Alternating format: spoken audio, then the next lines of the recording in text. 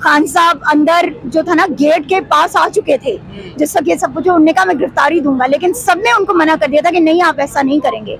हमारे सारे कारकुन जो है उनके आगे खड़े हो गए थे दीवार बन के, और बाय गॉड खान साहब गुस्से से अपने कमरे में अंदर गए हैं वापस।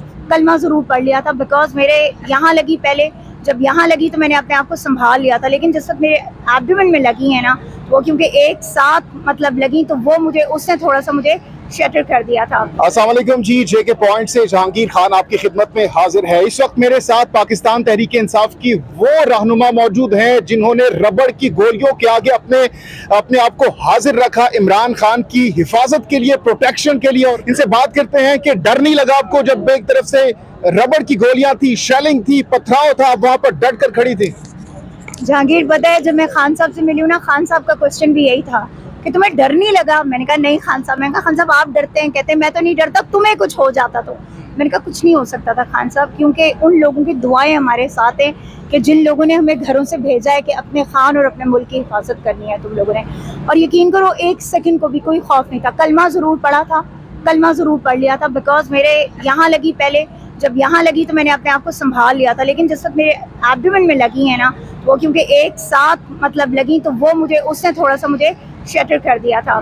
तो मैं मतलब एकदम मैंने उस पे साथ ही जो दीवार थी या वो था, मैंने उस पर हाथ रख लिया तो उस्मान इतने में आ गया था। उस्मान ने जो है मेरे आगे आके, तो वो जाहिर बात है एक दीवार बन गया आगे, और उस्मान मुझे पीछे लेके गया। मगर डर या खौफ बाय गॉड नहीं है। देखो मैंने, आपको याद होगी आपका लास्ट इंटरव्यू भी था, मैंने उसमें कहा था कि हम अपने मुल्क के लिए निकले हुए हैं, एंड खुदा की कसम अगर हमारी जानें भी चली जाती है ना, हमें कोई फ़र्क नहीं पड़ता। कम से कम हमें ये तो होगा ना कि हम शहीद होंगे या गाजी होके निकलेंगे। हम उन यजीदियों की फ़ौज में तो नहीं खड़े ना, कि जहाँ पर वही बात है कि जो करबला वाला वाक़या जो है वो दोबारा यहाँ पे भी हमें नज़र आते हैं। तो आज हमें महसूस होता है कि करबला में क्या हुआ होगा, किस तरह से अपने लोगों ने जो है वो हज़रत इमाम हुसैन रज़ी अल्लाह ताला अन्हु को जो है वहाँ पर किस तरह उनकी फैमिली को, उनको जो है किस तरह उन्हें शहीद। नो डाउट सिमाविया, बहुत बहादुरी का मुजाहरा आपने उस वक्त किया जब हालात बहुत ज्यादा कशीदा थे। तो माइंड में क्या चल रहा था उस वक्त जब ये रबड़ की गोलियां आप पर बरस रही थी?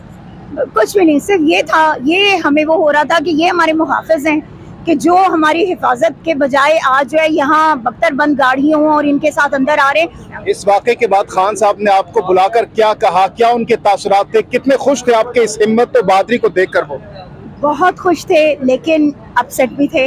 अपसेट इसलिए थे कि उनको वो दुख था, और यकीन करो मुझे वो दुख उनकी आंखों में नज़र आ रहा था। मतलब मुझसे ज़्यादा वो दुखी थे उस बात पे कि मतलब क्यों मुझ पे ये रबर बुलेट्स क्यों फायर हुई और क्या हुआ।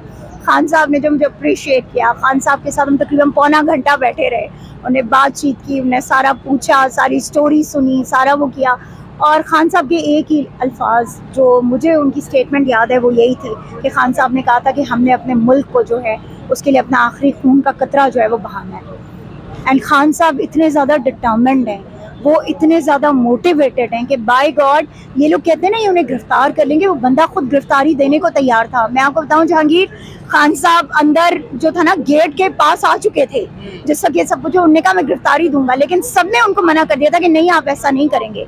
हमारे सारे कारकुन जो है उनके आगे खड़े हो गए थे दीवार बन के, और बाय गॉड खान साहब गुस्से से अपने कमरे में अंदर गए हैं वापस, कि उनको जबरदस्ती अंदर हमने भेजा था, वो नहीं जा रहे थे। बात ये, जो बंदा इतना दलेर हो, जो बंदा इतना निडर हो, आप लोग उसको इन जेलों से डरा रहे हो यार। उस बंदे को जेलों में जाने का कोई खौफ नहीं है, ये बात याद रखना। उनको गिरफ्तारी देने से हम सब मना कर रहे हैं। वो बंदा गिरफ्तारी देना चाहता है क्योंकि वो चाहते हैं कि मैं ये ब्लड शेड नहीं देख सकता, मेरे कारकुनान गिरफ्तार हो रहे हैं, मैं उन लोगों पर जुल्म होते हुए नहीं देख सकता। लेकिन आज की हमारी ये जो कुर्बानियां हैं, ये इस मुल्क को जो है उस मकाम तक लेके जाएंगी कि जहां पर हम इसको देखना चाहते हैं। क्या आप नहीं चाहते हो कि आपका मुल्क उस जगह पे हो कि जहां पे पाकिस्तान की हाँ में हाँ और ना में ना हो? क्या आप नहीं चाहते कि बाहर के जो लोग हैं वो हमारे मुल्क को इज्जत की नजरों से देखें, इसकी तकरीम करें, हमारे परचम की तकरीम करें, हमारे पासपोर्ट की इज्जत हो, हमारे पाकिस्तान की इज्जत हो, हमारे जो ओवरसीज पाकिस्तानी है उनकी इज्जत हो?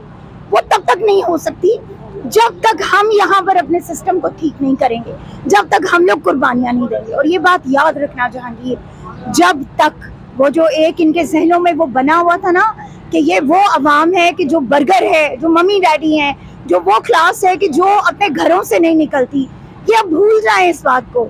हम वो लोग हैं कि जो जानते हैं कि हमारा मुल्क कितना इम्पोर्टेंट है, हम जानते हैं कि हमारी कौम कितनी इम्पोर्टेंट है। हम जानते हैं कि इस मुल्क के लिए कुर्बानियां देने से, अगर हमारी जाने जाने से ये मुल्क बच जाता है, उस वसायत से, उन लोगों से कि जो इस मुल्क को जो है तबाह करना चाहते हैं खुदा न खास्ता, तो कसम खुदा की हमारी जानों की हमें परवाह नहीं है। बहुत बहुत शुक्रिया।